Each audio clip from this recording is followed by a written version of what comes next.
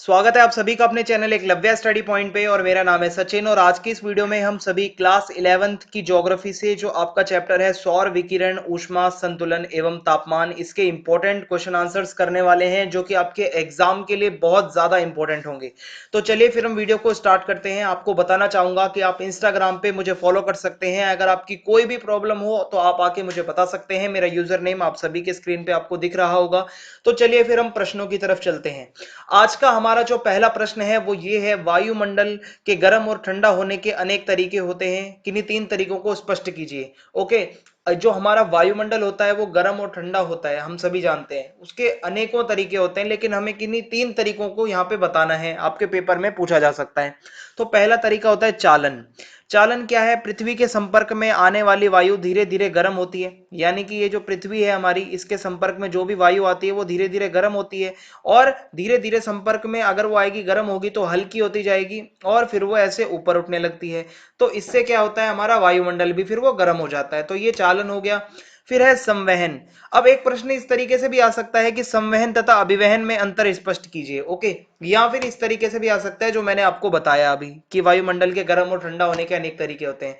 संवहन क्या है? पृथ्वी के संपर्क में आई वायु गर्म होकर धाराओं के रूप में लंबवत उठती है, यानी कि जो भी वायु होती है, यानी कि जो पृथ्वी के संपर्क में जो वायु आ रही है वो लंबवत ऊपर उठेगी। ओके, एकदम सीधी सीधी ऊपर उठती है और वायुमंडल में ताप का संचरण करती है, यानी कि ताप जो होता है, गर्म ताप, उसको ले जाती है। ये जैसा भी ताप होगा उसको वो ले जाती है और इस तरीके से जो वायुमंडल का तापमान है वो परिवर्तित होता रहता है। तो ये संवहन है। अभिवहन की बात करें तो ये जो लंबवत हो रहा था, यही चीज यहाँ पे क्षैतिज संचलन होने लगती है, यानी कि इस तरीके से ये वायु ज्यादा से दूर तक मतलब इसको ले जाती है अपने ताप को। अगर गर्म ताप है तो ज्यादा से ज्यादा क्षेत्र जो है वो गर्म हो जाता है वायुमंडल का। ओके, और लू चलती है, हमने देखा होगा स्थानीय जो पवनें होती हैं, लू चलती है, वो भी इसी तरीके से चलती है। ओके, तो ये इस तरीके से हो जाएगा आपका अभिवहन और संवहन, दोनों ही मैंने आपको बता दिए हैं और इससे पहले चालन भी मैंने आपको बता दिया है। अब आगे चलते हैं। सूर्य तप में होने वाली विभिन्नता के कारकों की चर्चा कीजिए। सूर्य तप, सूर्य से जो आने वाली एनर्जी होती है, जो तापमान होता है, जो किरणें होती हैं, वो अलग अलग जगह पे अलग अलग तरीके से आती हैं, इसकी विभिन्नता होती है। इसके कारक क्या होते हैं? पहला है सूर्य की किरणों का झुकाव। देखो, पृथ्वी का आकार गोलाकार होने की वजह से सूर्य की किरणें हर जगह पर बराबर तो नहीं पड़ सकती। ठीक है, गोल है तो सीधी किरणें यहाँ पड़ेंगी, कुछ तिरछी यहाँ पड़ेंगी, कुछ तिरछी ऐसे पड़ेंगी, ऐसे पड़ेंगी, ऐसे पड़ेंगी। ओके, तो हर जगह अलग अलग सूर्य की किरणें आती हैं, ये सब हम जानते ही हैं। तो लंबवत किरणें कम क्षेत्रफल पर गिरती हैं, इसलिए वह प्रदेश को मतलब अधिक गर्म करती है। यानी कि मान लो ये हमारी पृथ्वी है, ये लंबवत सीधी अगर किरण पड़ी तो ये कम क्षेत्र पर पड़ेगी, लेकिन इसको बहुत ज्यादा गर्म कर देगी। वहीं कुछ जो किरणें हैं वो जिनका झुकाव कम होता है। ठीक है, मतलब किस तरीके से आप देख सकते हो कि जैसे वो किरणें होती हैं वो तिरछी भी पड़ती हैं। तो जैसे जैसे क्षेत्रफल बढ़ता जाता है, उनका जो गर्माहट, जो उनका जो गर्मी होती है किरणों की, वो भी कम होती है। फिर है सूर्य ताप पर वायुमंडल का प्रभाव। वायुमंडल में मेघ, आर्द्रता यानी कि नमी और धूलकण आदि परिवर्तनशील दशाएं सूर्य से आने वाले सूर्य तप को अवशोषित कर लेती हैं। यानी कि मान लो मेघ है, बादल है, सूर्य तप ऊपर से आ रहा है तो ये इसकी जो है मतलब कुछ मात्रा ही नीचे पहुंच पाएगी। अगर बादल है बीच में, अगर कोई ऐसा अवरोध है, डिस्ट्रैक्शन है, तो ये हो जाएगा। ओके, तो इस तरीके से है जिससे पृथ्वी पर पहुंचने वाला सूर्य तप जो होता है उसकी मात्रा थोड़ी सी कम हो जाती है। स्थल एवं जल का प्रभाव। अब ये क्या है? सूर्य की किरणों के प्रभाव से स्थलीय धरातल शीघ्रता से बहुत ज्यादा गर्म हो जाता है, जबकि जलीय धरातल धीरे धीरे तथा कम गर्म होता है। देखो, स्थल जो होता है वो जल्दी गर्म होता है और जल्दी ठंडा होता है। वहीं जो पानी होता है, जो समुद्र होता है, वो देर से गर्म होता है, देर से ठंडा होता है। तो ये भी हो जाएगा एक कारक। फिर है दिन की लंबाई अथवा धूप की अवधि। अब देखो, जितना ज्यादा लंबा दिन होगा उतना ही ज्यादा सूर्य तप मिलता है। हम सभी जानते हैं गर्मी जो होती है, ग्रीष्म ऋतु में दिन बड़े होते हैं तो ज्यादा सूर्य तप मिलता है हमें। वहीं जो अगर हम शीत ऋतु की बात करें, सर्दियों में दिन छोटे होते हैं तो कम धूप मिलती है, तो सूर्य तप भी कम हो जाता है। सूर्य तप और कुछ भी नहीं है, बस धूप है हमारी जो हमें मिल रही है, एनर्जी। ओके, भूमि की ढाल। सूर्यभिमुखी ढाल होने पर अधिक सूर्य तप प्राप्त होता है। यानी कि मान लो कोई पर्वत है, कोई पहाड़ी है, इसकी जो ढाल है वो सूर्यभिमुख है, सूर्य की तरफ मुंह है, तो क्या होगा? जिसका ढाल का मुंह सूर्य की तरफ है उसको तो ज्यादा सूर्य तप मिलेगा, वहीं जो दूसरी तरफ वाली है उसको इतना सूर्य तप नहीं मिल पाएगा। तो क्या होगा? सूर्य तप में विभिन्नता आ जाएगी। तो ये हो जाएगा। अब हमारा अगला प्रश्न है, पृथ्वी के धरातल पर तापमान के वितरण को प्रभावित करने वाले कारकों का वर्णन कीजिए। देखिए जो भी मैं आपको प्रश्न बता रहा हूं ये वेरी वेरी इंपॉर्टेंट प्रश्न है जो कि आपको अपने एग्जाम में देखने को जरूर मिल सकते हैं। तो अब हमारे तापमान में जो वितरण को प्रभावित करने वाले जो कारक हैं वो मैं आपको बताता हूं। तो तापमान के वितरण को नियंत्रित करने वाले कारक हैं, पहला है अक्षांश। देखिए किसी भी स्थान का तापमान उस स्थान के द्वारा प्राप्त सूर्य तप पर निर्भर करता है और सूर्य तप जो होता है वो अलग अलग अक्षांश पे अलग अलग मात्रा में पहुंचता है, हम सभी जानते हैं। ठीक है, जो भूमध्य सागरीय क्षेत्र है वो जो अक्षांश का इलाका है वहां सीधा लंबवत सूर्य की किरणें आती हैं तो गर्म ज्यादा होता है वो क्षेत्र। वहीं अगर गर्म ज्यादा होगा तो उसका तापमान भी ज्यादा होगा, ये हम सभी जानते ही हैं। तो अक्षांश एक अहम रोल अदा करता है। फिर है ऊंचाई। जितनी ऊंचाई होगी तापमान कम होता जाएगा। ओके, तापमान घटता है धीरे धीरे जब ऊंचाई बढ़ती है, इसको सामान्य ह्रास दर कहते हैं। ठीक है, और सामान्य ह्रास दर प्रति 1000 मीटर की ऊंचाई पर 6 डिग्री सेल्सियस है। यानी कि जब भी आप 1000 मीटर ऊपर जाओगे तो 6 डिग्री सेल्सियस तापमान कम होगा, फिर 1000 ऊपर जाओगे फिर 6 डिग्री कम होगा। ये होती है एक दर, सामान्य ह्रास दर। ओके, तीसरा कारक है समुद्र से दूरी। स्थल की तुलना में समुद्र धीरे धीरे गर्म एवं ठंडे होते हैं, इसलिए समुद्री इलाकों में ना ज्यादा ठंड होती है ना ज्यादा गर्मी होती है, आपने देखा होगा। स्थल जल्दी से गर्म हो जाता है, जल्दी से ठंडा हो जाता है, इसलिए समुद्र के ऊपर स्थल की अपेक्षा तापमान में भिन्नता कम होती है और जो स्थलीय इलाके होते हैं वहां भिन्नता ज्यादा होती है तापमान की। वायु संहति अथवा महासागरीय धाराएं। अब देखिए जो वायु संहति होती है, जो गर्म जो हवाएं हैं हमारी, ठीक है, जो वार्म जो वायु संहति है वो वहां पे जिस भी स्थान पे जाएंगी तो वो उस स्थान के तापमान को भी गर्म करेंगी। शीत वायु संहति, कोल्ड जो वायु संहति होगी वो भी जहां जहां पे जाएगी वो भी उन स्थानों के तापमान को कम करेगी। वहीं महासागरीय धाराएं भी ऐसा ही काम करती है। ठंडी महासागरीय धाराएं जो होंगी वो अपने आने वाले आसपास के इलाकों को, तटों को जो है मतलब ठंडा कर देगी। वहीं जो गर्म महासागरीय धाराएं हैं वो अपने आसपास के आने वाले क्षेत्रों के जो तट है या जो इलाका है उसको, उसके तापमान को बढ़ा के गर्म कर देती है। तो ये हो जाएगा हमारा। अब अगला प्रश्न है तापमान का व्युत्क्रमण अथवा प्रतिलोम किसे कहते हैं। देखिए सामान्य ह्रास दर तो हमें पता ही है क्या होती है कि ऊंचाई के साथ साथ तापमान घटने लगता है। प्रत्येक 1000 मीटर की ऊंचाई पर 6 जो सेल्सियस है 6 डिग्री सेल्सियस वो तापमान कम हो रहा था। लेकिन कुछ कुछ परिस्थितियों में क्या होता है, इसके उल्टा भी हो जाता है। अब वो क्या होता है मैं आपको बताऊंगा और वो क्यों होता है, उसके लिए उत्तरदायी या उसके लिए आवश्यक भौगोलिक दशाएं कौन सी होती हैं ये समझना बहुत जरूरी है। तो देखिए तापमान जो है सामान्य रूप से ऊंचाई के साथ घटता है जिसको हम सामान्य ह्रास दर कहते हैं, जो कि हमें पता भी है प्रत्येक 1000 मीटर पर 6 डिग्री सेल्सियस घटता है। लेकिन कई बार स्थिति बदल जाती है, बहुत बारी ऊंचाई के साथ तापमान घटने के स्थान पर बढ़ने लगता है।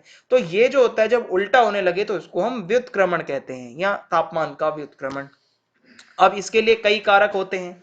लंबी रातें, पृथ्वी दिन के समय ताप ग्रहण करती है क्योंकि सूर्य तप मिलता है, तथा रात के समय ताप छोड़ती है क्योंकि ठंडक होती है। तो रात्रि के समय जब ताप छोड़ने से पृथ्वी ठंडी हो जाती है तथा उसके ऊपर की वायु अपेक्षाकृत गर्म होती है। ओके, तो इससे भी क्या होता है कि तापमान का व्युत्क्रमण होता है। फिर है स्वच्छ आकाश। भौमिक विकिरण द्वारा पृथ्वी के ठंडा होने के लिए स्वच्छ अथवा मेघ रहित का होना अति आवश्यक है। अगर मेघ होंगे तो क्या होगा, वो गर्म जो विकिरण है वो वहीं पे रुक जाएगी, बाधा डालेगी, और जो वायु है वो ठंडी नहीं होगी, वो गर्म हो जाएगी। तो यहाँ भी तापमान का व्युत्क्रमण होगा। शांत वायु, वायु के चलने से निकटवर्ती क्षेत्रों के बीच ऊष्मा का आदान प्रदान होता है जिससे नीचे की वायु ठंडी नहीं हो पाती और तापमान का व्युत्क्रमण नहीं हो पाता। तो ये भी एक कारक है इंपॉर्टेंट। फिर है शुष्क वायु। शुष्क वायु में यानी कि जिस ऐसी वायु जिसमें कोई नमी ना हो, तो शुष्क वायु में ऊष्मा के ग्रहण करने की क्षमता अधिक होती है जिसे तापमान की जो ह्रास दर में कोई परिवर्तन नहीं होता, परंतु शुष्क वायु भौमिक विकिरण को शोषित नहीं कर सकती, अतः ठंडी होकर तापमान की स्थिति पैदा करती है। ठीक है, तो ये व्युत्क्रमण यहाँ भी हो सकता है शुष्क वायु की वजह से। फिर है हिमाच्छादन।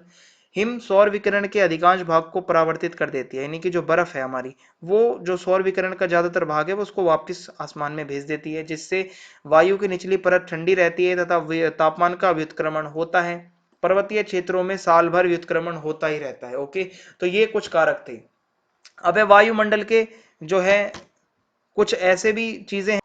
देखिए ये जो प्रश्न है आपका आ सकता है, ये प्रश्न मैंने इसलिए नहीं लिखा क्योंकि अलग अलग तरीके से पूछ सकते हैं। मैं आपको बता देता हूं, साइबेरिया के मैदानों में जो वार्षिक तापांतर है वो अधिक क्यों रहता है, ये प्रश्न आया हुआ है और बार बार पूछा जाता है, तो मैं आपको समझा देता हूं। देखिए साइबेरिया पहले कहां पर है आपको वर्ल्ड मैप में पता होना चाहिए। ये रशिया से जब आप थोड़ा सा ऊपर की तरफ जाते हैं ईस्ट में तो ये हमारा साइबेरिया है। ओके, इसके ऊपर पूरा ठंडा ही ठंडा इलाका है। आपको पता होगा। ओके, तो साइबेरिया का वार्षिक तापांतर अधिक क्यों रहता है? तो देखो साइबेरिया के मैदानी भाग समुद्र से काफी दूर हैं। ओके, इसके जो मैदानी भाग हैं, यानी कि ये जो बीच की बात हो रही है, जो उसके मैदानी भाग हैं समुद्र से दूर है। ठीक है, और समुद्र से दूर वाले क्षेत्रों में विषम जलवायु पाई जाती है।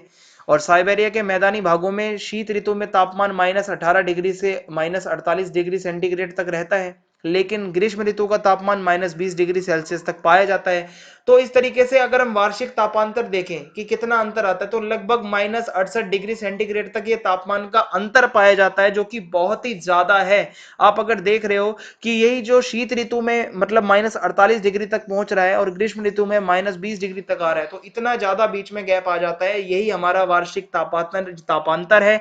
और ये इसका कारण जो है वो कुछ कोष्ण महासागरीय धाराएं हैं, गल्फ स्ट्रीम तथा उत्तरी अंध महासागरीय ड्रिफ्ट की उपस्थिति से जो उत्तरी मतलब अंध महासागर अधिक गर्म रहता है। ओके, जो हमारा अटलांटिक है जिसको अंध महासागर हम कह रहे हैं यहाँ पे, वो गर्म रहता है, और गर्म रहेगा तो इस तरीके से जो बीच का तापांतर है उसमें भी काफी ज्यादा अंतर आएगा। अब यहाँ पे हम एक प्रश्न और देख लेते हैं। साइबेरिया तो आपको समझ में आ ही गया होगा। अब अगला प्रश्न है, पृथ्वी के ऊष्मा बजट का वर्णन कीजिए। देखिए ये आपको समझना बहुत ज्यादा जरूरी है। पहले तो ये ऊष्मा बजट के ऊपर अलग अलग तरीके से प्रश्न आ सकते हैं, पर ये नाम याद रखना, पृथ्वी का ऊष्मा बजट। ओके, तो जो पृथ्वी का ऊष्मा बजट है, जो भी सूर्य तप आता है वो वापस जरूर जाता है। जब वो वापस जाता है सौर विकिरण के रूप में, तो वायुमंडल गर्म होता है। पृथ्वी का तापमान जो है नियमित इसी से रहता है। अगर ये वापस ना जाए तो हम तो भाई गर्मी से ही मर जाएंगे अगर विकिरण ना हो। तो ऊष्मा को इस्तेमाल करने के बाद पृथ्वी जो है क्या करती है, कुछ ऊष्मा ले लेती है उससे, और बाकी जो है वो अंतरिक्ष में भेज दी जाती है। तो एक संतुलन बना रहता है। ठीक है, यही हमारा पृथ्वी का ऊष्मा बजट है। इसके लिए मैं आपको एक परिभाषा और दे देता हूं कि पृथ्वी एक निश्चित मात्रा में सूर्य तप प्राप्त करती है, यानी कि सूर्य से हमें कुछ लिमिटेड मात्रा में एनर्जी मिलती है पृथ्वी को, और इसको प्राप्त करने के बाद पृथ्वी दीर्घ तरंग के माध्यम से उसको अंतरिक्ष में वापस छोड़ देती है, यानी कि दीर्घ तरंग के रूप में वो वापस परावर्तित कर दी जाती है। और ऊष्मा का यही जो प्रवाह होता है, इससे पृथ्वी का तापमान नियंत्रित रहता है। अगर ऐसा ना हो, ये वापस ना जाए और ये सूर्य तप बस यहीं पे पड़ता रहे, तो हम तो गर्मी से मर जाएंगे ना भाई। यही बात बताई गई थी वहां पे। तो यही जो पूरी प्रक्रिया है, ये पृथ्वी का ऊष्मा बजट कहलाती है। अब पृथ्वी कहां कहां कैसे कैसे यूज करती है, ये पूरा इसके अंदर लिखा हुआ है और ये आपको याद रखना है। तो देखिए, सौर विकिरण की जो परावर्तित मात्रा होती है, यानी कि जितना सौर विकिरण जो है वापस जाता है, उसको हम जो है एल्बिडा कहते हैं, एल्बिडो कहते हैं। ठीक है, और इसमें कैसे कैसे यूज होता है, 16% धूल कण और वाष्प कणों द्वारा अवशोषित हो जाता है। ठीक है, और जो सूर्य तप की बात हो रही है यहाँ पे, 3% बादलों द्वारा अवशोषित हो जाता है। 6% जो ये है वायु द्वारा परावर्तित हो जाता है। 20% बादलों द्वारा परावर्तित हो जाता है।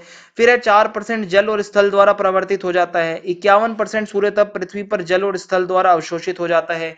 इस तरीके से ये हो जाएगा आपका। ठीक है, तो ये पूरा आपको याद होना चाहिए। इसके लिए मैंने एक डिटेल्ड एक्सप्लेनेशन वाली वीडियो भी बनाई है। आपने अगर ये चैप्टर नहीं देखा तो आप उस वीडियो को देख लेना। मैंने अच्छे से डायग्राम बना के आपको समझाया है, ताकि आपको वहां पे कोई भी दिक्कत ना आए। तो आप इस टॉपिक के एक्सप्लेनेशन के लिए मैं आपको रिकमेंड करूंगा कि आप उस वीडियो को जरूर देखें। ठीक है, वहां पे आपको ज्यादा अच्छे से समझ में आएगा, क्योंकि यहाँ पे सिर्फ हम क्वेश्चन आंसर्स डिस्कस कर रहे हैं।